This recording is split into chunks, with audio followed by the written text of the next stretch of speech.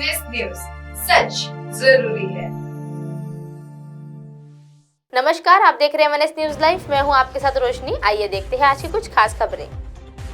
नाबालिग के साथ दुष्कर्म के आरोप में नाबालिग सहित 3 गिरफ्तार। बस्तर, छत्तीसगढ़ के बस्तर में नाबालिग से दुष्कर्म के आरोप में 2 लोगों को गिरफ्तार कर लिया गया है। मामले में एक नाबालिग को भी हिरासत में ले लिया गया है। बस्तर पुलिस ने सोमवार को इलाके की जानकारी दी है। बोधघाट में पुलिस थाने में एक मामले की शिकायत दर्ज कराई गई थी और जगदलपुर एएसपी विकास कुमार ने बताया कि 11 और 12 जनवरी को रात को नशीला पदार्थ मिलाकर कोल्ड ड्रिंक पिलाने के बाद लड़की से दुष्कर्म करने का मामला सामने आया है और 13 जनवरी को शिकायत भी दर्ज करवाई गई है। मामले के पॉक्सो एक्ट के तहत केस दर्ज करवाया गया है। 2 आरोपियों को और नाबालिग लड़के को भी पकड़ लिया गया है। स्थानीय कोर्ट ने दोनों आरोपियों को न्यायिक रिमांड पर भेजा दिया है और नाबालिग को किशोरी गृह में भेज दिया है और एक आरोपी अभी भी फरार है, उसकी तलाश की जा रही है। बीते कुछ दिनों में छत्तीसगढ़ में दुष्कर्म के मामले नजर आ रहे हैं। सरगुजा के मध्य प्रदेश में साई महिला के गैंगरेप। अंबिकापुर कोतवाली थाना के अंतर्गत मध्य प्रदेश में काम के तलाश में आई एक महिला से पिछले दिनों 4 युवकों ने गैंगरेप की वारदात को अंजाम दिया है और ई-रिक्शा में बैठाने के बहाने 4 लोगों ने शहर से दूर ले जाकर महिला से दुष्कर्म किया था और पुलिस ने 2 आरोपियों को गिरफ्तार कर लिया गया है और उनकी तलाश की जा रही है। ऐसा एक मामला सामने आया है। नौकरी के दुकान मालिक की बच्ची से किया रेप।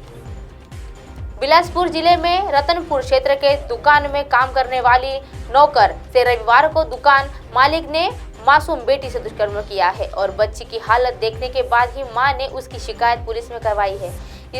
पुलिस ने आरोपी को गिरफ्तार कर लिया गया है। बिलासपुर में नाबालिग से दुष्कर्म भी हुआ है।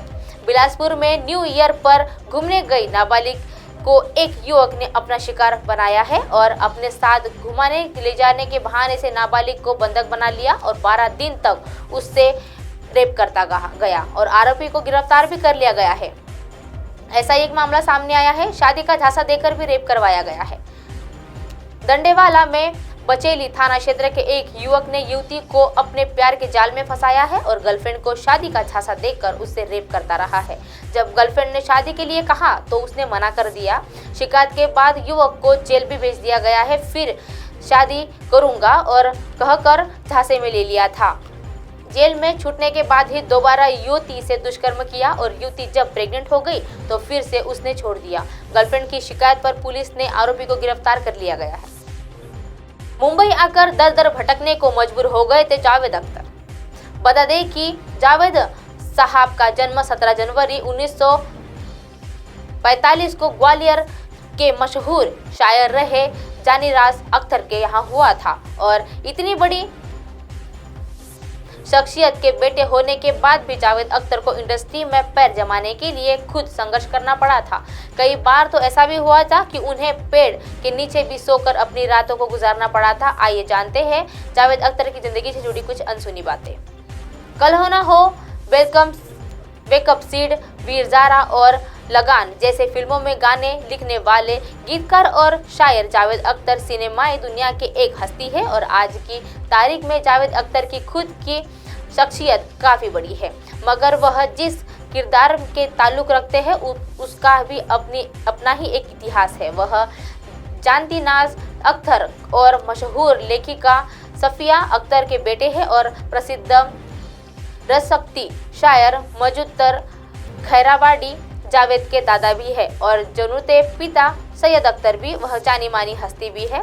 जावेद अख्तर ने अपने परिवार को खेलने परंपरा और कायम रखा हुआ है और वह ग्वालियर, लखनऊ, अलीगढ़ और भोपाल के बीच अपना सफ़र कायम करते हैं और इसके बाद ही माया नगरी के आकर उन्होंने अपने करियर के लिए संघर्ष किया था। इतने बड़े और नामी परिवार से होने के बाद भी उनकी डगर कठिन रही है। रिपोर्ट्स के मुताबिक जावेद अख्तर को मुंबई आने के 6 दिन बाद ही अपने पिता को छोड़ना पड़ा था और 2 साल तक किसी ठिकान के लिए परेशान होते रहे थे और वह बीच उन्होंने 100 रुपये महीने पर एक डायलॉग लिखने का काम किया था और छोटे मोटे काम कर रहे थे। ऐसे भी नौपाक उन्होंने चने खाकर भी अपना पेट पाला है।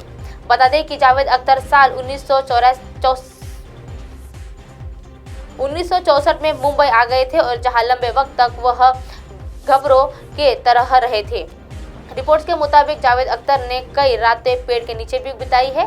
बाद में उन्होंने जोगेश्वरी के कमाल अमरोही के स्टूडियो में भी अपनी रातें गुजारी है। जावेद अख्तर ने 1969 में पहला कामयाब ब्रेक मिला था और जिसके बाद उनके दिन बम्बई में बदल गए थे। बता दें कि जावेद अख्तर का असली नाम जादू था और उनके पिता जानिसार अख्तर की जश्न मल्हार किसी जादू का फैसला होगा और नाम लिखा हुआ था। जावेद साहब के करियर की बात करें तो सलीम खान के साथ उनकी जुगलबंदी खूब रही थी और सलीम जावेद की जोड़ी को करीब 24 फिल्मों में डायलॉग लिखे थे और मगर कुछ वैचारिक मतभेद के बाद दोनों की जोड़ी अलग अलग हो गई थी, जिसके बाद जावेद साहब ने गीतकार के रूप में करियर की शुरुआत कर ली थी।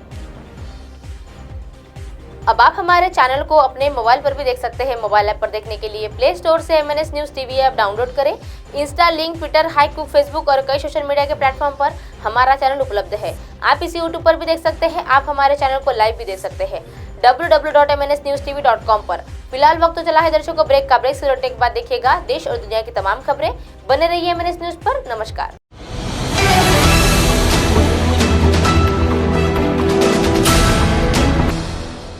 ये है MNS न्यूज नेटवर्क और आप देख रहे हैं